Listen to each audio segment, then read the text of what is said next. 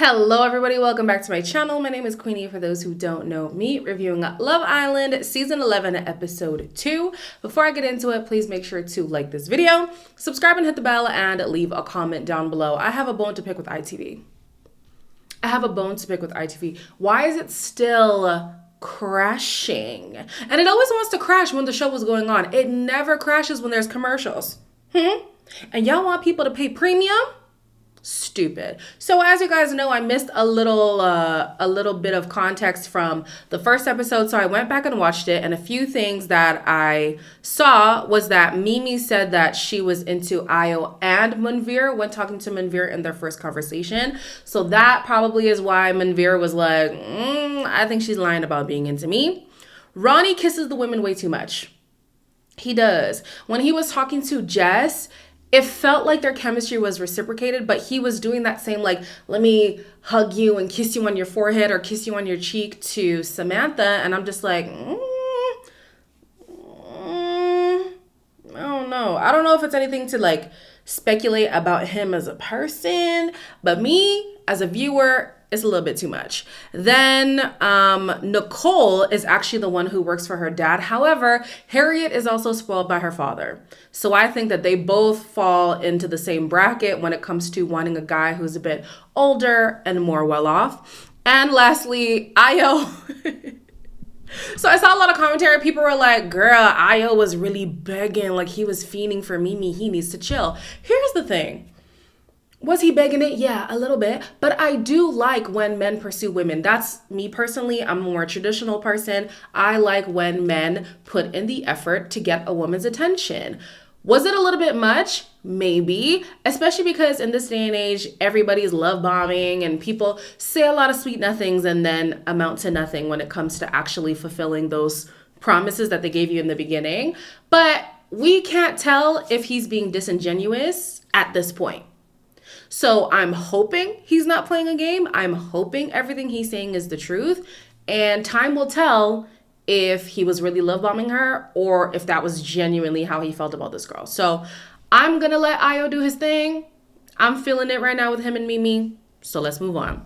Joey is told that he gets to couple up with someone and the guy left single is going to be dumped from the villa. Me personally, I do like that Joey is in here. I saw some TikTokers saying they didn't appreciate Joey's presence because he has a, an unfair advantage, which he does. We can all agree. He has an unfair advantage. You are rich and famous? Bruh. The reason why I like him being here, though, is it's kind of forcing the men to step their game up. Funnily enough, did that happen? No. The men were actually... They felt the pressure so much so that they didn't do anything instead of stepping up to the plate to get these women's attention. In my opinion, that's what I saw. Maybe that's what I missed when the ITV was glitching again. I thought the guys were going to graft a little harder and they barely grafted. At least the guys whose girls Joey was interested in. Let me say it that way. I think he's got eyes for a few girls, so I'm a bit nervous, I can't lie. It is what it is. I've enjoyed my time here already, so I'm ready to go. Guys, hands up if you fancy Joey Essex. As I suspected, Joey is into the triplets and the triplets are into Joey. Listen, sometimes, depending on the angle, I can't tell who is Harriet, Nicole, or Samantha. They have to start talking for me to know who's who. Harriet has the high voice. No offense to Samantha's accent, but it sounds like a smoker's voice. So that's how I can differentiate who is who. But looking at them all, they kind of give the same vibe. So it's interesting how they all like the same guy, and that same guy likes those three girls. They play a game at the fire pit. I'm sure I missed some things because it crashed. Like, I'm actually so upset about ITV crashing. And then they have the audacity to want to ask people to pay money for premium. Like, how are we going to ask for a premium? How are you going to ask...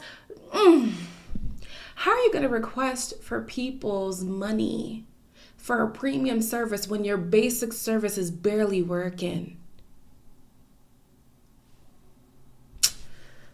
in the game.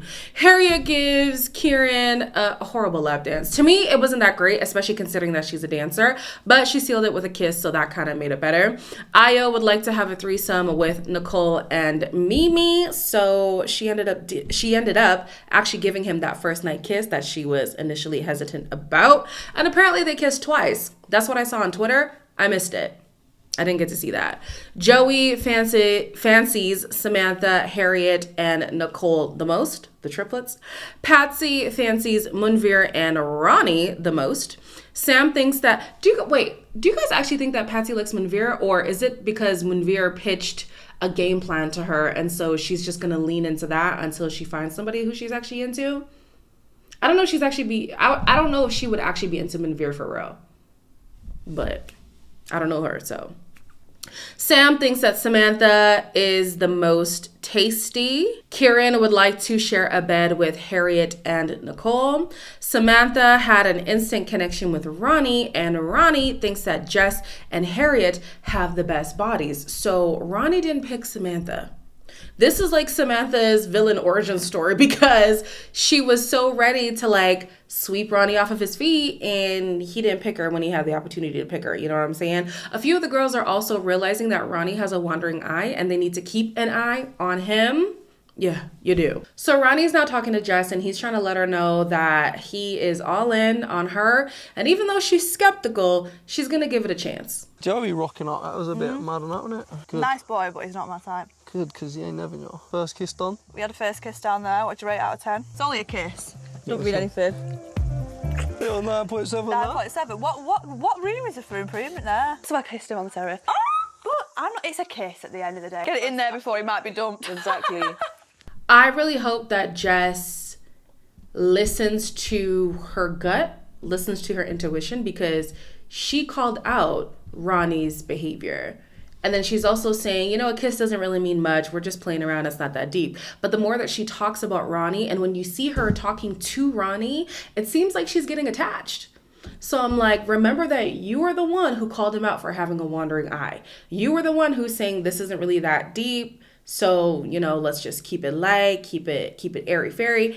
It looks like you're falling though.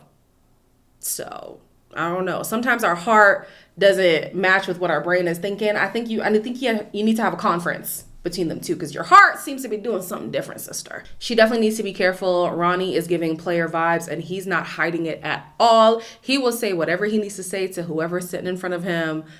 Oof. It's great for the show. Bad for the girl who falls for him, and he's not fully sold on that girl. We'll see how that goes. In the morning, Mimi lets Io know that he is her front runner. They both are very giddy around each other, and I love to see it. Don't you love young love, guys? Oh my gosh, it's so cute.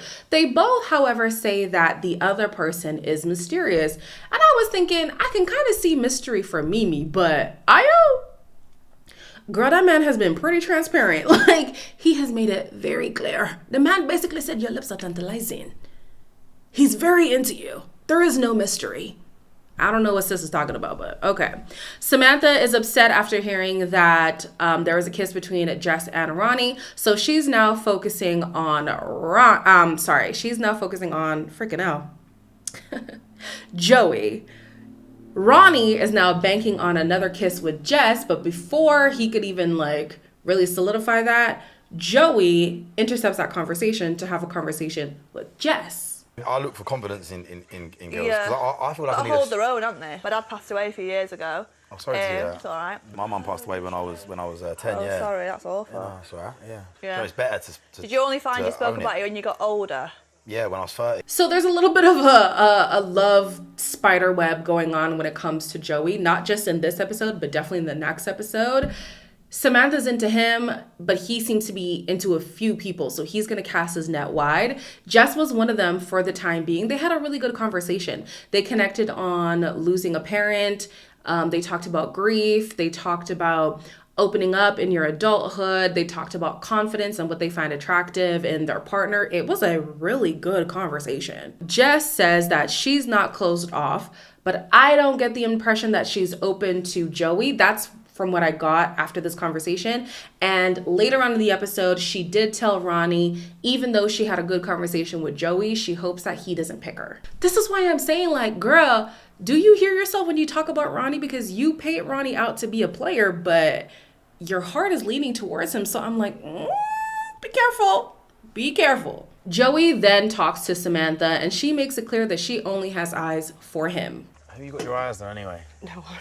Really? No, obviously you, yeah, but Yeah. there's just no one in my type. Yeah. Like, Well, it's early days as well, isn't it? yeah, it's early days. She is such a lovely girl. We just get along. And she's a salt. They both say they find each other attractive, and that's basically all we get from this conversation. I don't know. Something about Samantha to me just gives like perpetually in the friend zone. I don't know. Like maybe because I have a perception of her that isn't the same perception that people over there would have. So like her accent and how brash she is when she talks and her demeanor is probably normal to the people over there. To me, I'm just like, girl, it's a lot. It's a lot. But also I don't pursue women. So what would I know about what men want in women? Yeah, so let's move on. I think the safe bet is probably Samantha because she's all in. Sam is now feeling the pressure because he doesn't have any other prospects, but he's considering Nicole. Problem with Nicole is that she's also being considered by Kieran and Sean. It's a big web going on in this villa. I love it, but it's getting a little bit confusing, especially because some of these people look like each other. Joey and Samantha have another conversation in the evening, and they both talk about being really ready to find love. Do you want to find love? I want to find love, yeah. Yeah. Do you? Of course, yeah. Yeah. Who's your top two be in the villa? You and Ronnie. I fancy him more now. It's the age thing. I love like the way like he's older than me and he's like a proper fella. She likes the fact that he's older, he's more mature, he's ready to settle down. I don't know how ready Samantha is to settle down because in the first episode, she was the party girl and she didn't deny that. She was just annoyed that the guys were calling her out on that. So, I mean, you could be a partier and still settle down, especially if that somebody shares that same value. I don't know much about Joey, but it sounds like he would like a night out on the town. So it could work if these two make it in the long run. So she is his best bet, like I said. Jess doesn't want to be picked by him, even though they had a good conversation. Nicole has him in her top 3, so that might be a risky choice. Is there construction going on? Yeah, Nicole has him in the top 3. And then Harriet might be a good second option for him because her only other option is Kieran. So if he wants to partner up with somebody who is likely going to keep him the next time there's a recoupling, Samantha makes sense. If he actually wants to pursue something with potential, I feel like there could be more with Harriet. So it's time for him to make his decision, and as I suspected, he did choose Samantha. With her as being the most flirtatious, I had to go with my heart and Samantha. Had to do. I'm not gonna lie to you guys, I did not expect Sam to be the first guy out. I was very intrigued by him when I did my first impressions. I thought that he was going to really make a splash in the villa, but nah. He was kind of giving background character, which was so unexpected. And we didn't get to see him do any hair, like come on. But yeah, he's out of here. Sucks to suck, I guess. Samantha says that she feels bad, but she wasn't feeling him anyway. So it's better that you're coupled up with somebody who you actually have an attraction to. Now the drama is going to start in the next episode because Samantha's into Joey. Harriet is also into Joey. And this year, the Hideaway spin is that it's actually open 24 hours for people who aren't in a couple. So Miss Harriet is going to take Joey off to the Hideaway. Samantha's going to find out about it, and it's going to be a whole hoopla.